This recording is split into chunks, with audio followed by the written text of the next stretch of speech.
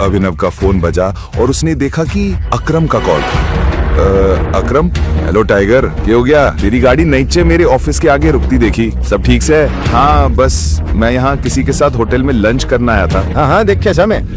तू एक काम कर, पहले मेरे ऑफिस ऊपर आ, मैं तब तक अपना वीआईपी कार्ड दे दूंगा, दोनों ने वीआईपी ट्रीटमेंट मिलेगा। क्या हुआ, चलेंगे? तू यहाँ वेट कर, एक जरूरी काम से जा रहा हूँ, बस निपटा के आता हूँ। चाहत उसने जाता देख रही थी, उसे अच्छे से पता था कि यहाँ अकरम का ऑफिस है, पर अभिनव ऊपर क्यों जा रहा था और अकरम ने उसने ऊपर क्यों बुला लिया? चाहत को अभिनव पर शक होने लग गया था। आगे क्या होगा? क्या चाहत को अभिनव की असली पहचान का पता चल जाएगा? और चाहत के इरादे के उधर जब चाहत अभिनव पर शक कर रही थी, तब तक अभिनव अकरम के केबिन में पहुंच चुका था। जैसे ही अभिनव अंदर आया, अकरम ने अपना कार्ड अभिनव की तरफ बढ़ाकर कहा, आजा टाइगर, वेलकम। सब ठीक? हाँ सब ठीक, ये ले वीआईपी कार्ड, मजा कर। धन्यवाद। वो नीचे आया और देखा कि चाहत होटल के बाहर छांव में खड़ी थी। चलें? दोनों होटल के अंदर गए और एक टेबल पर बैठ गए। अभिनव जानबूझकर चाहत की आंखों में नहीं देख रहा था, पर चाहत उसने बार बार देख रही थी। क्या हुआ, सब ठीक से? हाँ सब ठीक है। वैसे तुम इस ऑफिस में काम करते हो, अब पहले कुछ ऑर्डर करें, बहुत भूख लगी से। वेटर, अभिनव ने चाहत के सवाल से बचने की कोशिश करी। हेलो सर, बताओ कैसे हेल्प करूं? तुम मुझसे कुछ छुपा रहे हो? नहीं बिल्कुल नहीं, मैं क्यों छुपाता, ऐसी कोई बात नहीं। एक मिनट। अभिनव और चाहत ने वेटर के साथ ऑर्डर दे दिया, एक जूस। वेटर चला गया, पर चाहत अपना सवाल भूली नहीं थी। तो तुम क्या करते हो? मैं बस AK प्राइवेट लिमिटेड में एक छोटा सा काम करता हूं, बस। ये अकरम जी की कंपनी है ना? हाँ सही। हेलो गॉर्जियस, बहुत खूबसूरत हो तुम। मैं यहाँ आना नहीं चाहता था, पर दिल मानने नहीं दिया। एक अच्छी सी ट्रीट दे दूं? उसकी आंखों में शरारत साफ दिखती थी। चाहत भी उसकी नीयत समझ गई और अभिनव भी। दिखता नहीं क्या, वो मेरे साथ डेट पर आई है। ओह सची? मैं तो समझा तू इसका छोटा भाई है, पर जब तू कह दिया कि डेट पर हो तो मैं बड़ी प्यार से बोल रहा हूँ, साइड हो जा। अभिनव कुछ पल चुप रहा। वो देखना चाहता था ये आदमी कितना नीचे गिर सकता है। इतने में वो लड़का चाहत की तरफ मुड़कर बोला, तुम इतनी खूबसूरत हो कि लगता है किसी अमीर खानदान की हो, पर बुरा मत मानना, तुम्हें ऐसे लोगों से डेट नहीं करनी चाहिए। स्टैंडर्ड भी कोई चीज होती है। सही बात। तन्ने किसने बोला हमन ने ज्ञान दे? हाँ निकलो यहां से।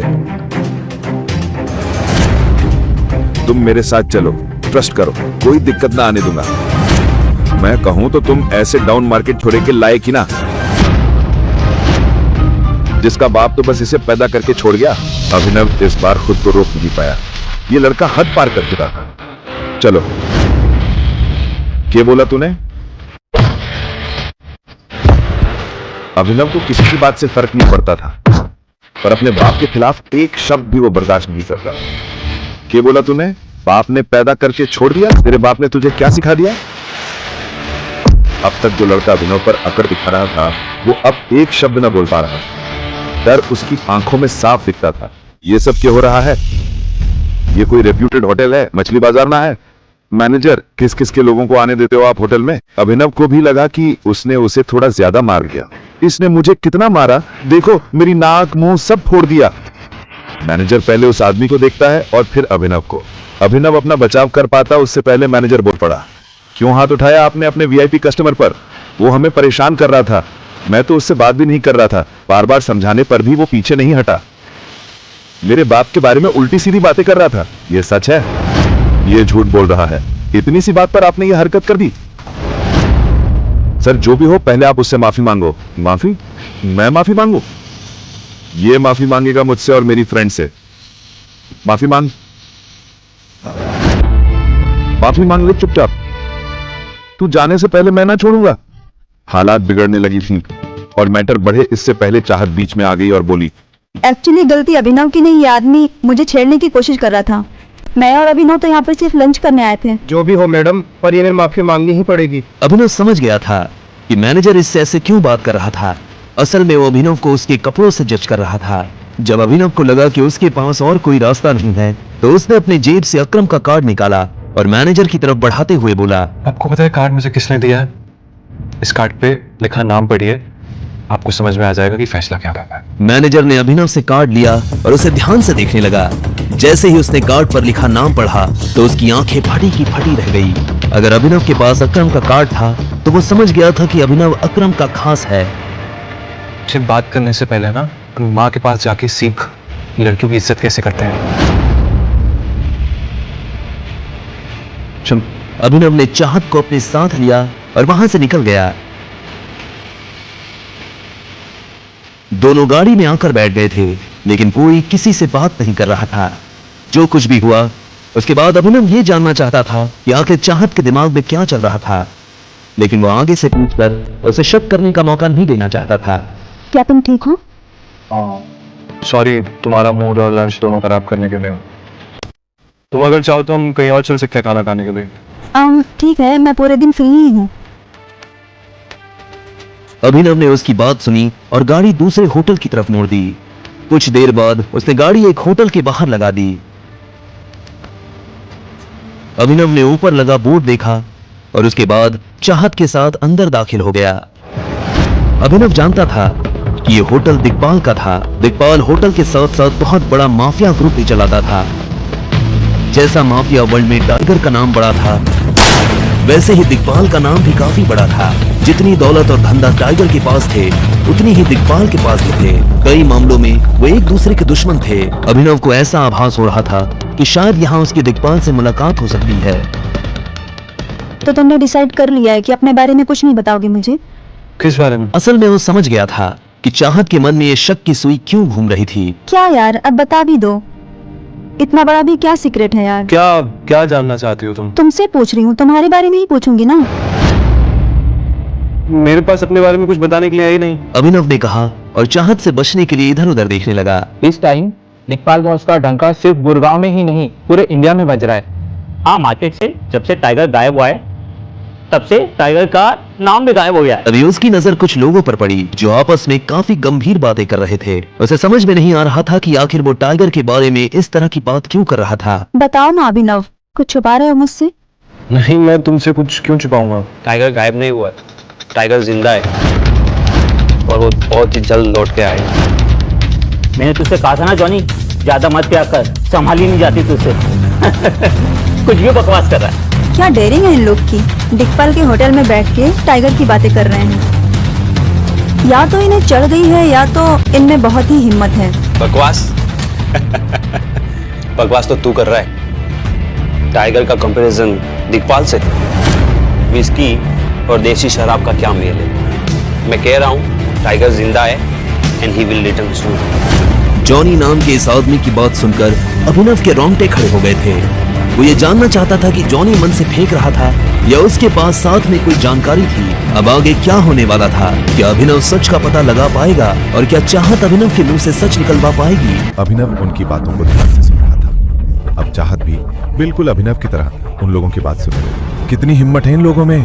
दिग्पाल के होटल में बैठकर टाइगर की बातें कर रहे हैं। या तो ये नशे में से या फिर बहुत बड़ा दिल रखे से। किसी वजह से चाहत को लग रहा था कि अभिनव उससे कुछ छुपा रहा है।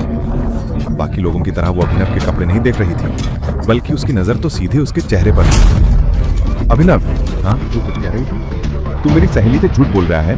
कौन सी सहेली? अनन्या। हाँ अनन्या ना। मैं क्यों झूठ बोलूंगा उससे? ऐसा कुछ ना से।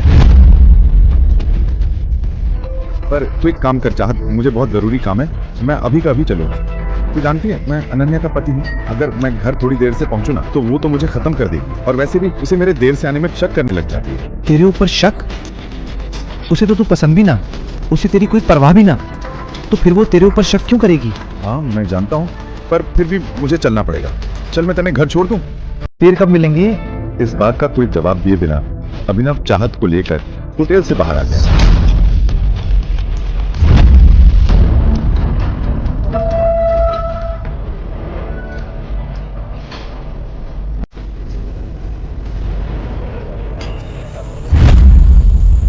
के पास पहुंचकर अभिनव को पता चला कि वो लोग उस छोरे की पिटाई।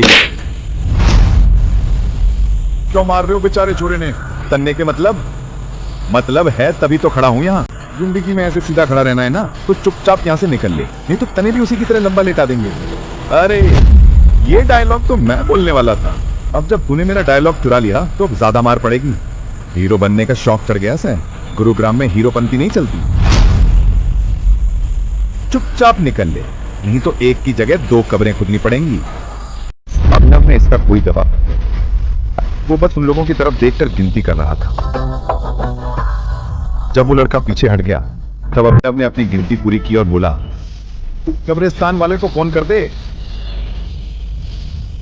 4 कब्रें खुद के रखे, 2 आदमी आएंगे चारों को दफनाने। ना करो। अभिनव भी पूरी तैयारी के साथ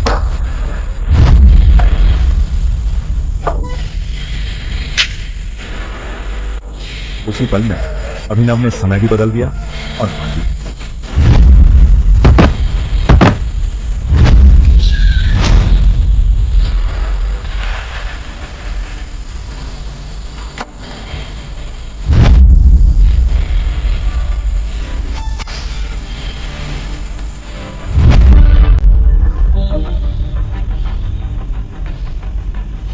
जॉनी नाम का घोड़ा तो समझ रहा था कि अब उसकी जान बचनी मुश्किल है।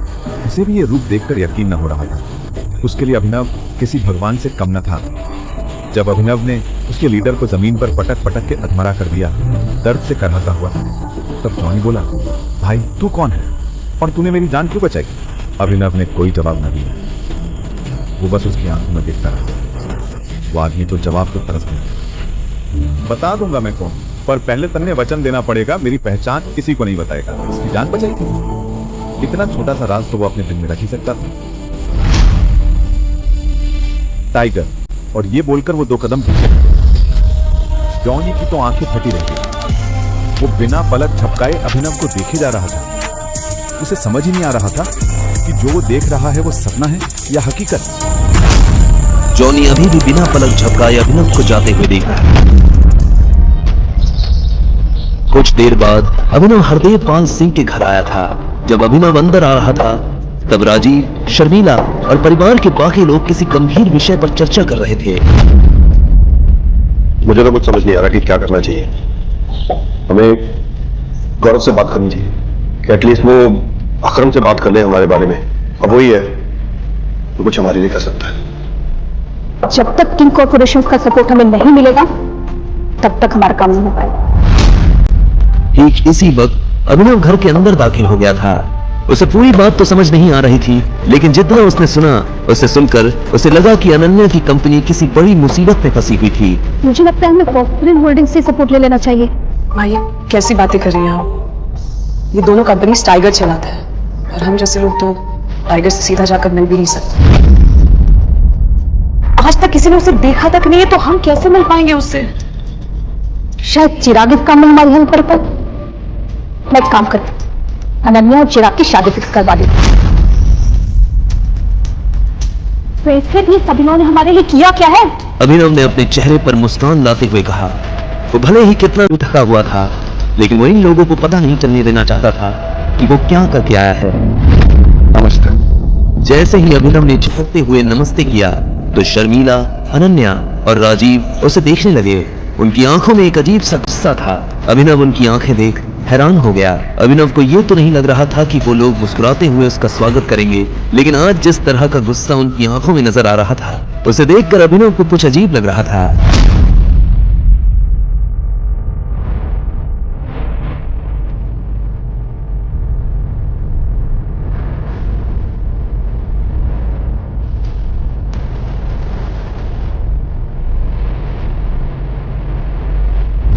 अब आगे क्या होने वाला था? आखिर क्यों सब लोग अभिनव से गुस्सा थे और किस परेशानी में फंसी थी अनन्या?